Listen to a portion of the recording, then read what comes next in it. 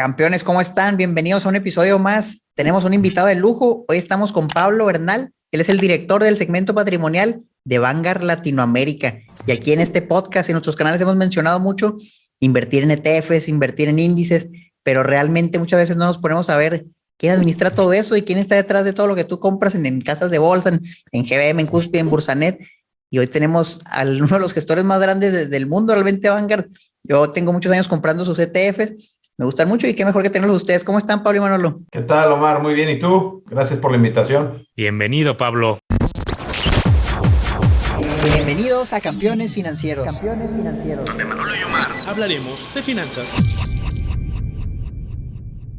Nos da mucho gusto porque es un tema que los campeones recurrentemente se acercan a los ETFs. Muchos han abierto, hemos visto una revolución en cuanto al incremento de usuarios en casas de bolsa. Ya este año se rebasaron en México 2 millones y pues muchas veces la gente pues ve los tableros y tienes todas las acciones, pero un camino para muchos más fácil, más amigable y de arranque suelen ser los ETF, los fondos indexados. Y por ahí me gustaría arrancar, Pablo, que nos platiques un poco cómo has visto desde, ahora sí que dentro de Vanguard y dentro de la industria, esta revolución de fondos indexados, de ETFs, cómo va creciendo y cuál es tu perspectiva general. Claro, Manolo, pues sí, como bien comentas, los ETF son vehículos de inversión que se han vuelto sumamente populares a lo largo del mundo. Para eso quizás empezar con algunos datos duros sobre la industria. A cierre de 2021 había ya más de 10 trillones de dólares en inglés, o billones en español, de activos bajo administración en ETFs. Para ponerlo en contexto, en 2011, hace 10 años, había 1.3 trillones. Es decir, creció 7 veces la industria en 10 años en cuanto a activos. Y hay en el mundo cerca de 10,000 ETFs distintos. La mayoría de ellos están domiciliados en Estados Unidos, seguidos por Europa, que también es un mercado importante para los ETFs. Pero bueno, también hay ETFs listados en Asia, en América Latina, desde luego. Así que, digamos, son un vehículo de inversión utilizados a nivel global. Oye, Pablo, qué locura. ¿Por qué será que la gente ahora se está yendo a los ETFs? ¿Por qué prefieren invertir en eso que agarrar a lo mejor un fondo de inversión, un mutual fund en inglés, o comprar acciones por su cuenta? ¿Qué tienen los ETFs que hace que las personas se sientan tan atraídas a ellos? Pues sí, la verdad es que ofrecen cualidades muy positivas, sobre todo para los inversionistas tradicionales o a los inversionistas de a pie, digamos, ¿no? También para los inversionistas institucionales, los grandes planes de pensiones del mundo, pero en particular el beneficio para las personas físicas, los individuos que invierten, son muy positivos, ¿no? Te diría lo primero es su acceso. Al ser exchange traded, justamente, o al estar listados en una bolsa o en un mercado de valores, pueden ser accedidos por casi cualquier inversionista. Quien sea que tenga acceso al mercado de valores los puede comprar y vender, ¿no? Mencionabas, Manolo, las 2 millones más de cuentas que ya hay en México. Pues cada uno de sus inversionistas puede comprar y vender ETFs, ¿no? Y así, pues, en todo el mundo. Entonces, te diría que lo primero es el acceso. Lo segundo es la transparencia, ¿no? Y la facilidad de entenderlo, ¿no? La vasta mayoría de los ETFs son indizados, es decir, que replican un índice, y eso hace que, pues, sean muy fáciles de entender y transparentes en el sentido de que sabes qué estás comprando exactamente, ¿no? En algunos de sus episodios que tuve oportunidad de ver, incluso han revisado ETFs individuales, pueden ver día a día cuál es la cartera, cómo están compuestos, qué es lo que estás comprando exactamente. Y bueno, otro de los atributos más importantes, te diría yo, es el costo, ¿no? Los ETFs suelen ser vehículos de inversión de bajo costo. Y sabemos que todo lo demás constante, el costo pues va en contra de tu rendimiento, ¿no? A mayor costo, menor rendimiento. Así que es sumamente importante considerar esto. Y los ETFs, como les decía, son una excelente alternativa. Pueden ser mucho más eficientes en costo, más económicos que un fondo de inversión, por ejemplo. Y no solo eso, no discriminan por el tamaño de la inversión o por el tamaño del inversionista. Es decir, un ETF cobra, o el administrador del ETF, como Vanguard en este caso, cobra lo mismo para todos los inversionistas del ETF. Cuando un fondo de inversión tiene capacidad de tener múltiples series que pueden discriminar de acuerdo al tamaño de la inversión. y puede haber series para personas físicas, individuos con poco patrimonio, que cobran muy caro, y otras que cobran mucho menos para inversionistas de alto tamaño. Está muy interesante y ahí me gustaría profundizar un poco, Pablo, porque pues sí, luego hemos visto algunos fondos que a lo mejor hasta parecen sencillos, no tienen una gestión tan compleja y activa, y vemos que tienen comisiones, sobre todo en renta variable, luego del 1,5%, 2%, 3%. Una vez vi unos del 3% y sí, casi me voy para atrás. Y ahorita me meto a la página justo de Vanguard México y me aparece el listado de los disponibles aquí en México y veo el listado que me aparece 0.07, 0.08, 0.11, 0.10, 0.20, 28 y es de los elevados. Y bueno, hay una variedad, pero así haciendo un diagnóstico muy rápido, pues veo que rondan entre un 0.05 y 0.20. ¿Cómo se logra más bien esta estructura de costos tan bajo comparado con la parte activa de un fondo de inversión que tengo que llega al 2%? ¿Aquí es por un tema de volumen que se puede lograr esta estructura de costos o cómo es posible? No, es una excelente pregunta. Y de hecho, para dar más contexto, el costo promedio de los ETFs de Vanguard es de 0.06%, o 6 puntos base, ¿no? Y de todos los productos que gestiona Vanguard a nivel global, que incluye mucho en fondos de inversión, pues también somos una gestora de fondos de inversión, la más grande del mundo, de hecho. Nuestro costo promedio es de 9 puntos base, o 0.09%, ¿no? Que es algo muy interesante. Ahora, ¿a qué se debe, y respondiendo parcialmente tu pregunta, ¿a qué se debe que podamos acceder a estos costos tan bajos? Pues no es una estrategia de mercadotecnia de Vanguard para nada, es el resultado de nuestra estructura corporativa. Vanguard es una empresa un tanto especial, un tanto distinta al resto de sus competidores, en el sentido de que es propiedad de los propios fondos y ETFs que gestionamos, ¿no? Es decir, los fondos, los ETFs, son dueños de la empresa o de la compañía operadora de los fondos. Esto hace que últimamente los inversionistas, ¿no? Si tú, Omar, tú, Manolo, tienen un ETF de Vanguard, últimamente sean los dueños de la compañía. ¿Qué hace esto? Pues alinea completamente los intereses, ¿no? Porque yo no tengo otros dueños, yo no tengo accionistas a quien responderles más que a los propios inversionistas de mis fondos, ¿no? Y eso también permite que operemos la compañía a costo, es decir, no tenemos que generar utilidades como compañía operadora y pues esto hace que podamos cobrar un menos, ¿no? No tenemos que pagarle un dividendo a un inversionista, a un accionista tercero. Es por eso que Vanguard es capaz de cobrar esos costos tan bajos. Y bueno, se hace una especie de círculo virtuoso donde al tener costos bajos, más inversionistas buscan nuestros productos, crecemos en tamaño, en escala, y eso nos permite reducir aún más los costos, porque una muy buena parte de nuestros costos son costos fijos que se diluyen conforme obtenemos más escala. Entonces, es común ver que cada año, en la medida que obtenemos mayor escala, ¿no? Bajamos los costos de administración de nuestros productos, ¿no? Se anuncia al mercado y reducimos esto. Esto es ahorro, como les decía, ¿no? Todo lo más constante es mayor rendimiento para los inversionistas, ¿no? Qué locura, oye, literal, es una empresa hecha por inversionistas para inversionistas y yo no conozco otra que me diga, es que yo no voy a lucrar contigo, simplemente te lo voy a vender al costo porque esto está hecho para que tú ganes. La verdad es que ya competir con eso es casi imposible, realmente es algo, vaya, único y qué bueno que hicieron algo así porque yo siento que hicieron un cambio enorme que beneficia a las personas que invierten en sus fondos. Yo quisiera, Pablo, que nos platicaras un poco sobre cómo deciden qué fondos hacer o qué índices seguir. Estaba viendo que tienen más de 70 ETFs a nivel global. Qué locura, ¿cómo saben a dónde se deben meter, a qué sectores? No, bueno, y ese número se quedó un poco corto. Tan solo en México tenemos listados ya más de 100 ETFs. Válgame. Son ETFs que están domiciliados en Estados Unidos o en Europa, y tenemos un ETF domiciliado en México que invierte en acciones mexicanas, el BIMEX. Pero bueno, este cúmulo de ETFs son ya más de 100 y bueno, tienes un poco de todo, como ya bien mencionabas, ¿no? ¿Cómo decidimos qué lanzar? Pues siempre con un foco de largo plazo, siempre pensando en el inversionista retail, en el inversionista de a pie, ¿no? Que está ahorrando e invirtiendo para su retiro, para el largo plazo, ¿no? No buscamos lanzar productos estén de moda en ese momento, ¿no? Que a lo mejor se hable mucho de ellos en ese momento, pero que en el largo plazo probablemente no vayan a tener éxito.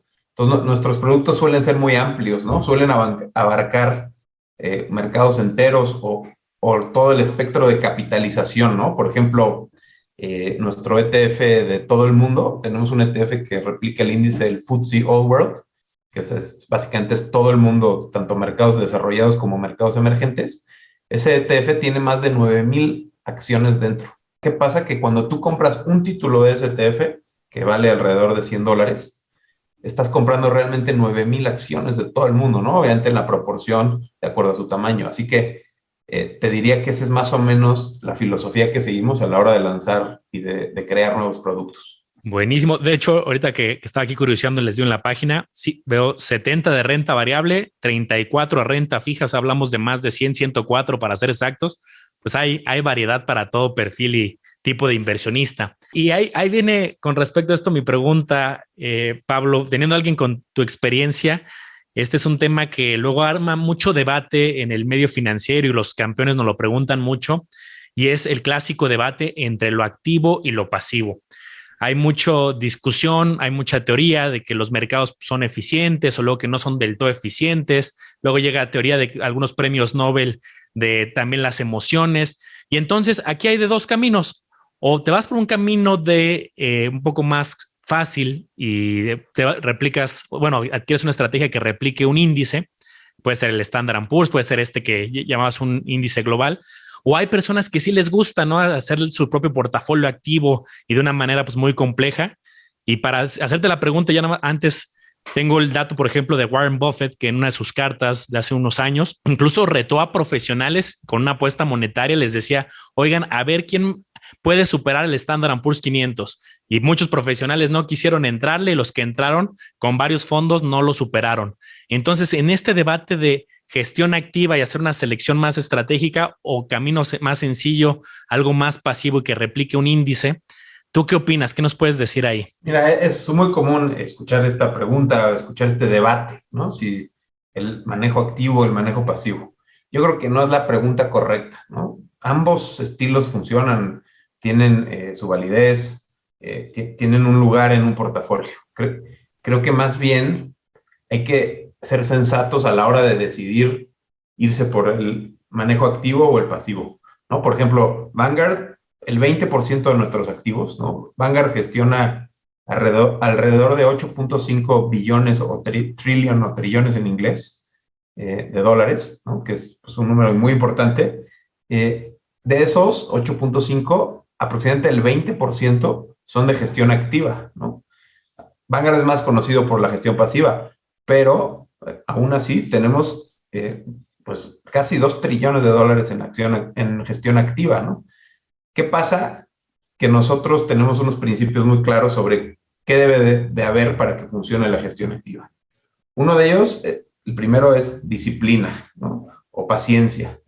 No puedes tú pedirle a un manager, a un administrador que le gane el benchmark en todo momento, ¿no? Y en el corto plazo. Tienes que dejar suficiente tiempo pasar para que la estrategia de este manejador se materialice y realmente le pueda ganar el índice.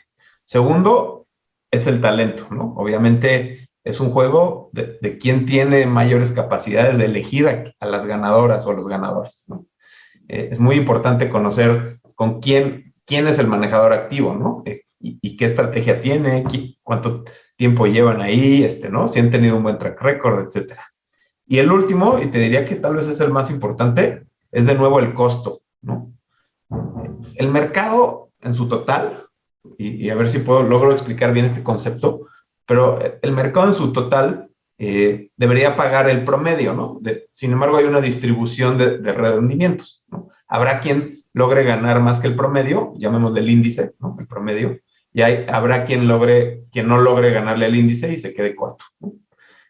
Pero en el agregado de todo el mercado, digamos, tú vas a obtener el rendimiento promedio como mercado, ¿no? Pero eso sí, esto es no considerando costos, ¿no? Si tú eres muy bueno eligiendo acciones y te logras acomodar del lado positivo de la distribución y ganarle, por lo tanto, a los índices, pero tu costo es muy alto, pues difícilmente en el neto vas a lograr ganar, ¿no? Entonces, por eso creo que se ha estigmatizado mucho al manejo activo. No es porque no sea exitoso o porque no logre los resultados esperados, es porque suele ser muy caro, ¿no? Los manejadores de fondos activos suelen cobrar muy caro y eso hace que, digamos, es como empezar la carrera unos metros atrás, ¿no? Tienes que hacer catch-up de tus rivales, entonces no es tan fácil a veces, ¿no? Oye, Pablo, quisiera que nos platicaras un poco, aquí hay campeones que apenas nos van escuchando y tal vez dicen, oye, ¿y qué quiere decir ETF? O platícanos un poquito de la historia de esto, ¿por qué nace? Si antes había fondos de inversión, ¿qué necesidad de sacar ETFs para las personas que nunca han escuchado esto antes? Sí, claro, es importante. Bueno, primero los ETFs, y regresando un poco al principio de nuestra conversación, son en inglés Exchange Traded Funds, o fondos que cotizan en el mercado de valores, ¿no? Fondos cotizados. ¿Qué quiere decir? ¿Cuál es la gran diferencia contra los fondos de inversión tradicionales? Que justamente están listados en la bolsa, que se pueden comprar y vender como si fueran una acción. Y creo que eso es lo revolucionario de los ETFs, que también trae el resultado de que sean accesibles para casi cualquiera, ¿no? Los fondos de inversión, en cambio, tú debes de acudir con un distribuidor de fondos de inversión y directamente hacer la compra o la inversión en el fondo de inversión. Un ETF puedes adquirirlo, como dije, en el mercado de manera mucho más sencilla. Los ETFs nacieron siendo 100% pasivos, 100% indizados, que buscan replicar un índice, ¿no? Pueden ser índices, como ya mencionaba, el FTSE All World, que abarca todo el mundo, o el Standard & Poor's 500, que es sumamente famoso en Estados Unidos, ¿no? Así hay una cantidad ilimitada de índices, ¿no? ¿Qué pasa? Que esta característica de que se puedan comprar y vender en el mercado ha hecho que se vuelvan mucho más atractivos, ¿no? Y los fondos siguen teniendo cabida y siguen teniendo una utilidad, pero sin duda su crecimiento se ha estancado mucho más comparado con el de los ETFs, ¿no? Tan solo el año pasado entraron 1.3 trillones de dólares en inglés, de nuevo, a la industria de ETFs, de los cuales 355 mil millones entraron a ETFs de Vanguard. Fuimos el administrador que más activos captó el año pasado, ¿no? En nuestros ETFs. Perfecto. Y en ese sentido tampoco puedo dejar de hacer la siguiente pregunta. Ahorita ya mencionaba que la gente puede entrar a la página de Vanguard México y va a ver un listado de muchos ETFs. Si le da clic a cualquier nombre, va a aparecer muchísima información, el precio, rendimiento, gráficos. Hay mucha información que ya hemos tocado en algunos otros episodios, pero aprovechando tu presencia, Pablo, ¿qué le dirías justo a esa persona que está curioseando, que a lo mejor ya tiene su contrato, está, como dice Omar, dando sus primeros pasos, entra a la página de Vanguard, dice, a ver, tengo que ver estos datos, sale muchísima información? ¿A qué voy con esto? ¿Cuál sería la pregunta? ¿Qué información crees que es vital que los campeones deberían de analizar? Porque hay informaciones, poder y hay bastante. Deben de analizar todos los datos, o que nos des 2, 3 datos clave que tienen que analizar de cada ETF antes de tomar una decisión. Claro. Lo primero, Manolo, sin duda, es el índice que replica. Es decir, entender bien a qué me estoy exponiendo. Por ejemplo, regreso a mis ejemplos, al FTSE All World, al Standard & Poor's 500. Bueno, yo quiero comprar acciones de todo el mundo y estar hiperdiversificado. Pues el FTSE All World parece ser un buen índice para ello, ¿no? Invierte en todo el mundo, tiene 9,000 emisoras o más, hace sentido. Oye, no, ¿sabes qué? Yo quiero algo más específico. Yo estoy buscando exposición a empresas de tecnología en Estados Unidos. Ok, pues hay que buscar un índice que a su vez tenga un ETF que lo replique, que invierta en empresas del sector tecnológico de Estados Unidos. Entonces, eso es lo primero, ¿no? Saber qué quieres, o sea, hacia dónde quieres ir, ¿no? Pero bueno, ya que tengas identificado un ETF o una serie de ETFs que cumplan este objetivo, creo que lo primero que hay que ver, de lo primero, es el costo, ¿no? ¿Cuál es el costo de administración? Ustedes han comentado en algunos de sus programas, han analizado ETFs de Vanguard de otros competidores y siempre mencionan el costo. Eso es lo que cobra el proveedor del ETF, en este caso Vanguard, por administración. Si yo les digo que cobra 0.05%, eso quiere decir que cobra eso al año, ¿no? Entonces, en un año estarías pagando esa comisión. Lo otro es qué tan líquido es el ETF, ¿no? Qué tan fácil es de transaccionar. Obviamente depende. Si tú lo estás buscando para una estrategia más táctica, ¿no? Para entrar y salir y tratar de beneficiarte de un movimiento de corto plazo, esto va a ser mucho más relevante. Si tu objetivo es de muy largo plazo, pues no es tan importante lo líquido que pueda o no ser, ¿no? Dependerá. Pero una buena manera de darse cuenta qué tan líquido es un ETF, yo creo que es el tamaño. ¿Cuántos activos administra ese ETF, ¿no? Por ejemplo, nuestro ETF del S&P 500, que es uno de los más grandes que tenemos, el VOO, o VOO, cobra solo 3 puntos base, o sea, 0.03%, y gestiona más de 250 mil millones de dólares, ¿no? Es un monstruo verdaderamente. Claramente con un ETF así nunca tendrás problemas para entrar y salir, ¿no? Debería ser muy, muy eficiente. Pero hay otros ETFs mucho más pequeños, nuevos, tal vez, que a veces no tienen la liquidez suficiente y tú te puede acabar saliendo mucho más caro la entrada y la salida de lo que estimabas. Oye, Pablo, y si alguien nos escucha y dice, ¿sabes qué? Pues me interesó, pero ¿dónde los puedo comprar? ¿Puedo ir directamente con Vanguard o tengo que ir a una casa de bolsa? ¿O quiero otro lado? ¿Cómo los compro? Es muy, muy buena pregunta, y como ya comentábamos, el estar cotizando en el mercado de valores, al ser exchange traded, los ETFs los puede comprar cualquier persona que tenga un intermediario financiero, una casa de bolsa, ¿no? Hay en México muchas casas de bolsa que atienden digamos, de manera digital, sobre todo a los clientes individuales. Así que, pues, con eso es más que suficiente, ¿no? Ahí, a través de eso puedes accesar a los ETFs. Vanguard no abre cuentas para personas, simplemente es el administrador de los ETFs, los tiene en el anaquel, digamos, y los inversionistas vía su casa de bolsa pueden comprarlos y venderlos. Otra pregunta que también creo que es interesante para los campeones son, digo, no a modo de recomendación, sabemos que eso no es el objetivo de esta plática, pero algunas alternativas, por ejemplo, uno que ya mencionamos y los campeones tienen muy en mente, pues justo el S&P 500. Pero me gustaría algunos nombres, ahorita mencionabas de uno global, profundizar un poquito sobre las diferentes alternativas que hay. Veo que hay por tamaños, veo que hay por estilos. Entonces, profundizar un poco en qué, de todo ese mar de opciones que van a encontrar, pues, ¿qué nos puedes decir? Claro, no, es un buen comentario, porque sí, muchos inversionistas pueden sentirse un tanto perdidos entre tantos ETFs. Les decía al principio que en el mundo hay más de 10,000 o cerca de 10,000 ETFs.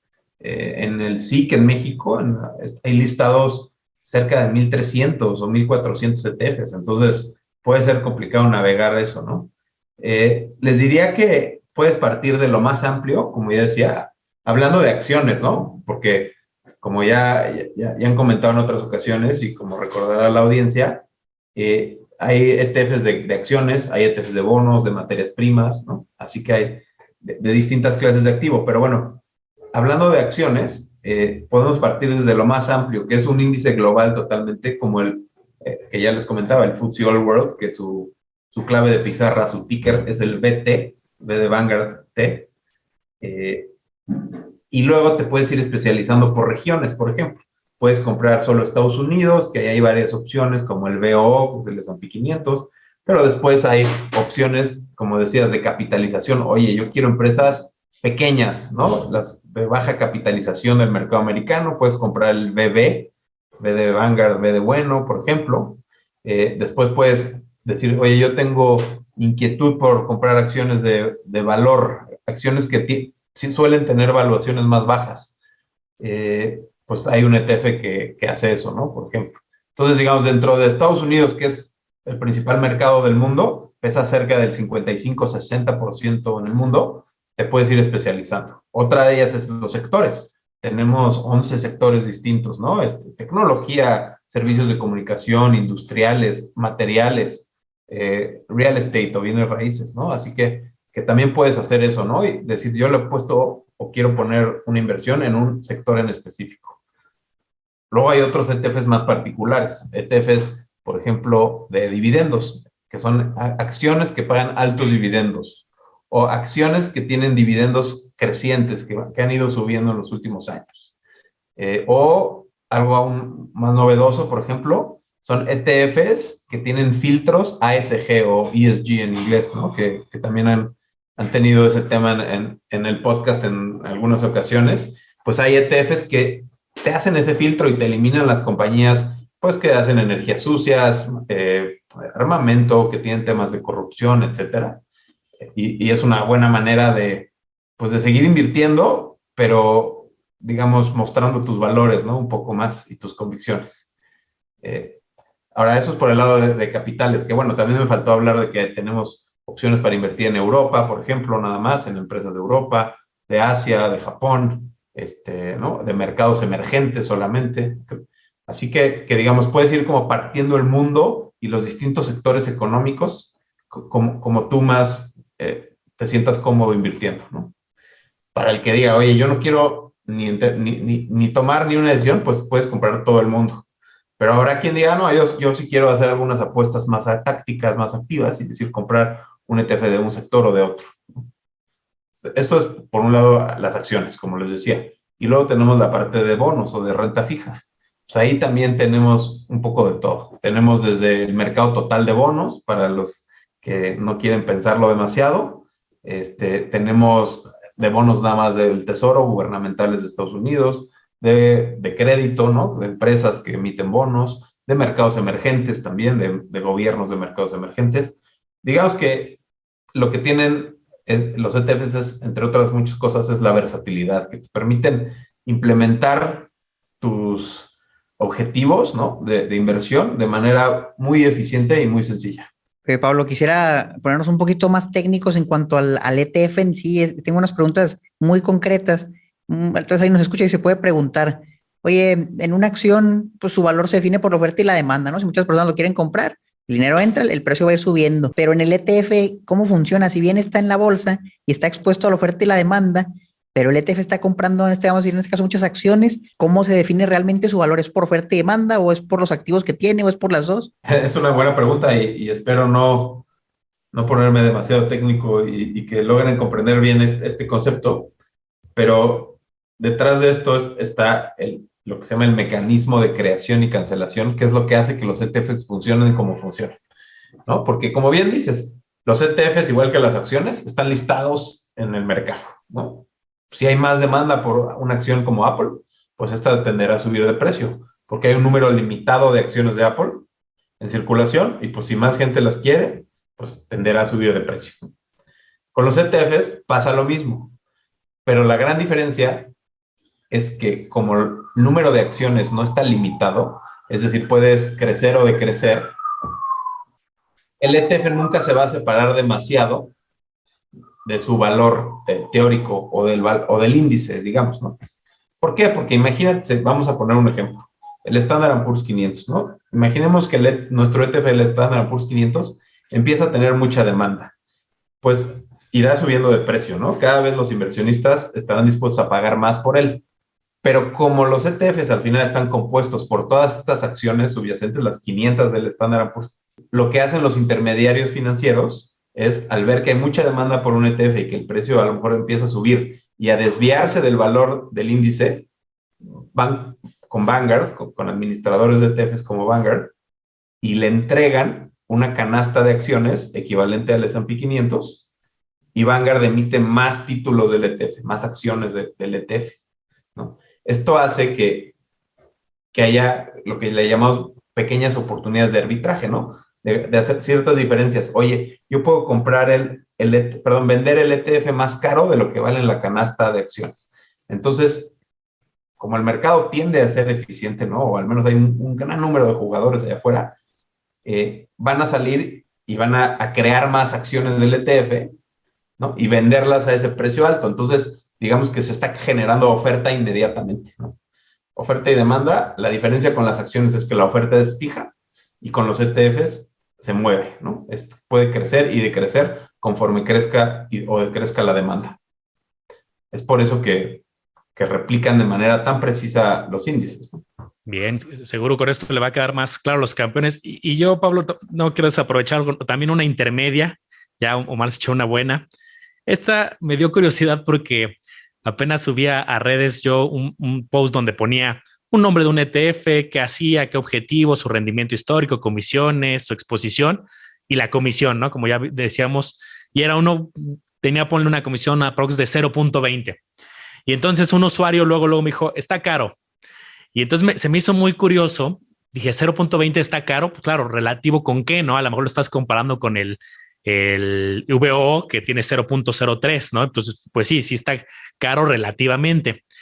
Y la duda que tengo es justo, hay una diferencia en comisiones, unos muy, muy asequibles en cuanto a comisión de 0.03, 0.05 y hay unos de 0.20, 0.25. Y mi teoría, corrígeme si me equivoco, ahorita me metí a uno de inversiones gubernamentales de mercados emergentes y tiene una comisión de 0.25. Y yo ahorita cuando lo estaba viendo me preguntaba, pues sí, es que creo que ha de ser complejo. Si yo quisiera armar ese portafolio es un poco más complejo tener acceso a ello. Me imagino que por ahí va y es lo que quiero entender un poquito, porque unos tienen comisión tan barata de 0.03, se me hace algo pues sorprendente y otros tienen a lo mejor más chicos, 0.15, 0.20, por ejemplo. Es importante conocer el porqué de las comisiones, ¿no? Porque como bien dices, 0.20 puede sonar caro o puede sonar barato, depende, ¿no? ¿Por qué un ETF puede ser más caro? Pues uno, porque por la escala, ¿no? O sea, porque el ETF en sí pues, no sea suficientemente grande como para diluir los costos fijos y poder cobrar menos, ¿no? Ya mencionábamos, el VOO cobra 3 puntos base o 0.03%, pero porque vale 280,000 millones de dólares, ¿no? Es un ETF verdaderamente gigante, ¿no? Entonces puede cobrar menos porque tiene mucha base, ¿no? Digamos. Eso es una. La otra es qué tan complicado es administrar ese ETF, ¿no? Es mucho más sencillo replicar el índice Standard & Poor's 500, que son acciones muy grandes y líquidas de un solo país, que a lo mejor un ETF de bonos emergentes, donde hay bonos de todo, a lo largo de todo el mundo, ¿no? En todos los horarios de operación. Entonces tienes que tener, pues imagínate, a portafolio managers, a traders, a lo mejor en América, en Europa y en Asia, para que todo el tiempo puedan estar administrando el producto. Además, esos bonos suelen ser más difíciles de comprar y vender, suelen ser más ilíquidos, entonces necesitas dedicarle más recursos a eso, ¿no? Es por eso que hay diferencias, ¿no? Entre la escala y la complejidad del activo, la clase de activo que estés buscando replicar. Tengo aquí una gráfica de los principales proveedores de ETFs, ¿no? Y por ejemplo, Vanguard, pues, nuestro costo promedio de un ETF, ya les decía, es 6 puntos base. Nuestro ETF más barato es de 3 puntos base, que es el VO, justamente. El más caro que tenemos es de 25 puntos base, si no mal recuerdo. Hay proveedores que tienen sus ETFs más caros en un nivel mucho más alto, ¿no? O sea, incluso en 80, 90 puntos base.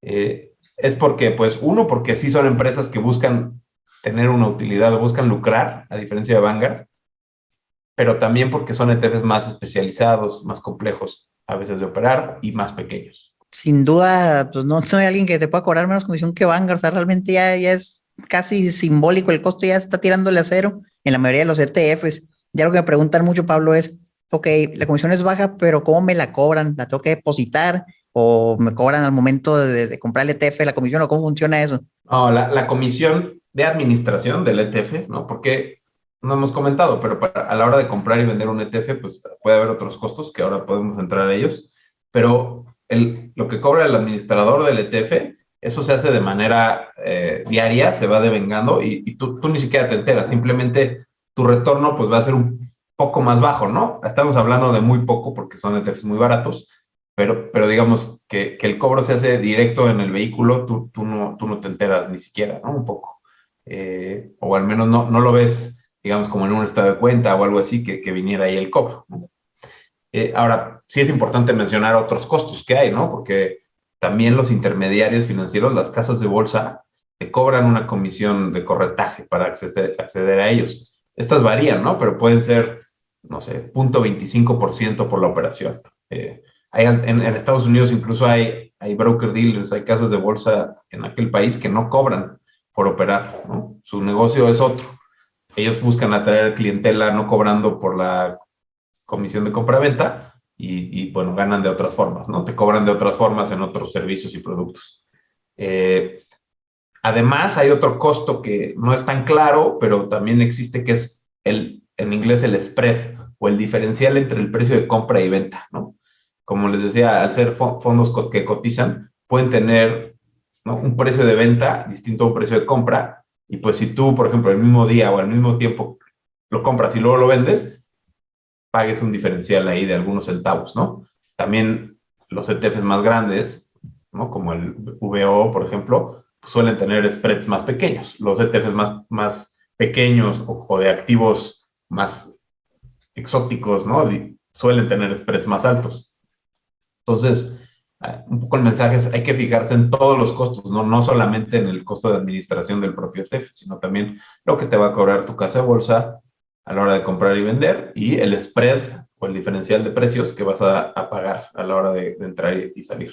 Buenísimo, Pablo. Algo también como dato curioso que ahorita me llamó mucho la atención de la página, para que lo sepan los campeones, es que a lo mejor, o corrígeme si me equivoco, Pablo, a lo mejor están invirtiendo ya en ETFs de Vanguard y no lo saben, porque hay 40 de ellos que están aprobados por la CONSAR, y si tú eres de los 70 millones de mexicanos que tiene Afore, pues eso que esté aprobado por la CONSAR, pues me imagino que las Afores pueden comprar, entonces a lo mejor ya hasta tienes un portafolio que tu Afore compró por ti, pero bueno, también está el camino para poderlo hacer directamente, como ya lo platicamos, a través de un intermediario. Es correcto, ¿verdad? Esta apreciación, Pablo.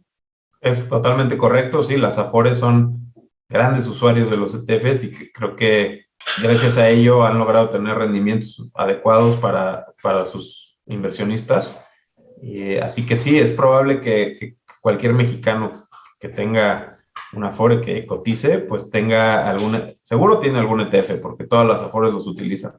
Y muy probablemente tenga alguno de Vanguard también, que lo suelen utilizar. Y de igual manera que las Afores, los fondos de inversión en México, por ejemplo, si tú compras un fondo de inversión, ellos suelen utilizar ETFs también como vehículo para exponerse a distintos mercados, ¿no? Tú puedes ir con algún intermediario local y decir, te ofrecen un fondo, a lo mejor que invierte en los mercados internacionales, pues esa exposición la hacen a través de ETFs. Utilizan a los ETFs para armar sus portafolios y a veces son de gestión activa, ¿no? O sea, que los ETFs pasivos pueden ser utilizados con fines de gestión activa, ¿no? Fíjate, eso lo hemos expuesto en algunos episodios donde hay fondos de inversión de gestión activa que te cobran una comisión alta y luego van y compran los ETFs de Vanguard. Aquí lo que decimos es, mira, pues mejor ahorrate eso y ve directo y cómpralo tú. Si realmente no van a hacer mucho. Pero bueno, eso se lo tenemos otro día. Yo te quisiera preguntar el tema de la dolarización. Y es que hablamos de los precios en dólares, pero ¿qué tal yo que estoy en México y quiero comprar algo? Y en mi casa bolsa ahí me salen pesos. Lo compro, pero ¿qué pasa, por ejemplo, si el peso se sigue depreciando y al rato el dólar vale 30 pesos en vez de 20? Sí, esa es una confusión bastante común. Al final del día, lo único que estás haciendo es comprar el mismo vehículo que si estuvieras en Estados Unidos o en Europa, ¿no? Lo que pasa es que, claro, está expresado en pesos en tu estado de cuenta, en la página de tu casa de bolsa. Pero la realidad es que tú tienes exposición al vehículo local, al vehículo, me refiero domiciliado allá. Entonces, si estás comprando, por ejemplo, acciones de Standard & Poor's 500, pues tú sigues teniendo exposición a dólares en este caso. O un ejemplo más claro, compras un ETF de bonos del Tesoro americano de corto plazo. Son bonos muy seguros que prácticamente no tienen volatilidad, ¿no? Hoy en día pagan muy poco de interés, pero bueno, en otras ocasiones han pagado más. Tú tienes tu dinero en dólares, a pesar de que tú lo veas expresado en pesos, ¿no? Lo único que pasa es que si el peso se depreciase, por ejemplo, se fuera a 22 pesos por dólar, y tú tuvieras un ETF que en ese momento valiera $100, pues ahora va a valer 2,200 pesos. Tal vez ayer valía 2,100 cuando estaba 21. Y ese es un gran punto, porque a la hora de tú comprar y vender ETFs en México, lo que tienes que hacer es fijarte en cuánto está cotizando en su mercado de origen, ¿no? Regresando al ejemplo del Standard & Poor's 500, si tú ves que el VO está cotizando ahorita, por ejemplo, bueno, ahora está cerrado el mercado, pero por la tarde y por la mañana estaba cotizando en $403, tú tendrías que multiplicar eso por el tipo de cambio y ese es el precio en pesos que deberías de pagar por él, ¿no? O muy cercano a. Perfecto. Creo que con esto nos estás dando muchísima claridad. Yo ya tengo la última pregunta de mi lado, Pablo. Han sido respuestas muy interesantes y esta genuinamente tengo duda. Hay varias de las otras que tenía ya una tesis, un camino, pero esta sí tengo duda. Así como en las acciones, cuando un campeón tiene a lo mejor un contrato, no en una casa de bolsa nacional, sino se aventuró a abrir un broker en el extranjero, en acciones, ¿qué pasa? Tienes acceso a más acciones y aquí en México solamente las que están en el Sistema Internacional de Cotizaciones, que es un proceso que tienen que llegar y las pide la casa de bolsa. Bueno, hay todo un proceso y llegamos a a un número definido de acciones. En los ETFs pasa lo mismo, de que podamos encontrar más ETFs de Vanguard a través de un broker de Estados Unidos y se listen solamente algunos. Y si la respuesta es sí, ¿cómo deciden cuáles se van listando? Y si la respuesta es no, pues ya va a estar muy claro, ¿no? Es una muy buena pregunta. Vanguard, en particular, tiene listados en México la vasta mayoría de los ETFs que tiene en Estados Unidos y la vasta mayoría de los ETFs que tiene en Europa. Así que te diría que incluso puede haber una ventaja de tú comprar desde México, porque tienes acceso a los ETFs de Estados Unidos y a los ETFs de Europa. Habrá intermediarios en Estados Unidos que también te permitan acceder al mercado europeo, pero hay algunos que no. Entonces, en ese sentido, estando en México con un intermediario local, puedes acceder a casi todos los ETFs de Vanguard. Hay algunas excepciones. Te diría por dos motivos. Uno, porque la Comisión Nacional Bancaria y de Valores exige que un ETF tenga al menos 3 meses de vida para poder ser listado. Entonces, hay veces que se lanza un ETF en Estados Unidos o en Europa y tenemos que esperar 3 meses para traerlo. La segunda es que la propia comisión tampoco permite que se listen ETFs de manejo activo, porque no lo hemos mencionado, también dado que en el SIC en México no existen, no hay, pero también hay ETFs de manejo activo. Son mucho más pequeños que los de manejo pasivo. Hoy representan como el 4% del mercado de ETFs. Pero bueno, Vanguard, por ejemplo, tiene algunos muy, muy puntuales que son de manejo activo y esos no están listados en el SIC porque la regulación no lo permite. Así que sería básicamente la única excepción. Buscamos traer la vasta mayoría de los productos de Vanguard. Y a tu pregunta en general, pues habiendo tantos ETFs ya listados en el SIC, son más de 1,300. Yo creo que es más que suficiente. O sea, muy difícil que encuentres algún ETF que quieras que no esté listado. Y si sí, pues probablemente es porque sea un ETF activo, ¿no? Hace unos meses, los ETFs de Cathie Wood, de ARK Investments, estaban muy de moda, ¿no? Salían mucho en la prensa y demás. Bueno, desde entonces ha sido un poco un desastre, han caído mucho, pero bueno, algunos preguntaban por esos ETFs en México y esos no están listados porque justamente son ETFs activos o de manejo activo. Pablo, ahorita mencionabas algo bien interesante. Vanguard tiene fondos en Estados Unidos y fondos en Europa. Hablamos de la dolarización, pero ¿qué tal si alguien quiere exponerse al euro, por ejemplo? Si invierte en los fondos de Vanguard que están en Europa, su inversión está, entre comillas, eurizada. No del todo. Te diría que da igual un poco dónde esté domiciliado el ETF. Lo importante es en qué activos invierte. Por ejemplo, puede ser un ETF que está en Europa, pero que invierte en bonos del Tesoro americano. Entonces, tú realmente estás dolarizado. O, al revés, puede haber un ETF en Estados Unidos que invierte en acciones europeas y pues entonces estás un poco más bien eurizado o expuesto al euro, como mencionabas, ¿no? Nuestros ETFs domiciliados en Europa, hay de todo. Hay algunos que tienen enfoque europeo, en euros. Hay otros que tienen enfoque más a Estados Unidos, a bonos americanos, a acciones americanas. Incluso hay otros que tienen enfoque a acciones japonesas, a bonos de todo el mundo. Entonces, el domicilio del ETF no te indica realmente la exposición de moneda y de mercado, sino más bien la clase de activo y el índice que replica, ¿no? Pues yo ya me había acabado las preguntas que nos habían hecho llegar los campeones y a mí me gusta cerrar, a lo mejor Martín alguna otra, pero me gusta cerrar con un espacio abierto. Te hicimos muchas preguntas muy específicas por algún mensaje, algo clave que no te hayamos preguntado o algo que tú quisieras mencionar al respecto de forma libre. Claro, muchas gracias, Manolo. Pues quizás decirle a los campeones que sé que muchos de ellos ya invierten, pero a los que no y a los que sí también, que inviertan, ¿no? O sea, lo mejor que uno puede hacer es invertir y el mejor momento para hacerlo probablemente fue ayer, así que el segundo mejor momento es hoy. No pierdan el tiempo y hay que invertir pensando siempre en el largo plazo, ¿no? Es muy importante, o sea, no estás aquí para tratar de ganar unos pesos en unos días, en unos meses. sino más bien para construir un patrimonio y poder tener una vida mejor, poder tener un buen retiro, poder comprar un bien inmueble, ¿no? O incluso obtener libertad financiera y pues no dejar de trabajar, porque trabajar es muy satisfactorio, pero sí tener la opción de, ¿no? Y poder tener esa libertad que el dinero trae, ¿no? Que al final la riqueza nos trae, y invirtiendo hoy en día con la tecnología es sumamente sencillo, es para todos, y nada, empiecen hoy se puede empezar con 1,000 pesos, ¿no? Y además eso va generando más cultura financiera y es una especie de círculo virtuoso, así que no pierdan el tiempo y salgan allá afuera a invertir. Los ETF son una gran alternativa por todo lo que ya mencionamos, pero si no es con un ETF, puede ser en directo en acciones, en bonos, con un fondo de inversión, ¿no? No es que uno sea bueno y el otro malo, ¿no? Simplemente son distintos, tienen ventajas y desventajas. Qué buen mensaje, Pablo. No me queda más que agradecerte. Y por último, me gustaría que nos mencionaras si a alguien le interesa invertir en los fondos de Vanguard y quiere revisar la información, ¿dónde la puede consultar? Como ya mencionaban, la página de Vanguard en México es vanguardmexico.com.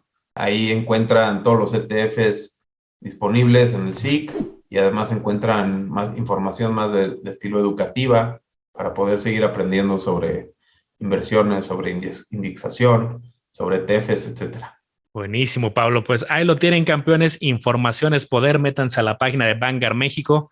También no olviden seguir a Omar Educación Financiera, a El Lago de los Business y por supuesto a Campeones Financieros, que estamos en todas las plataformas de podcast y también en todas las redes sociales. Y bueno, pues un gustazo, Pablo. Muchísimas gracias, de gran nivel y información muy valiosa. Y te agradezco y nos vemos en los próximos episodios, campeones. Hasta luego. Pablo, hasta luego.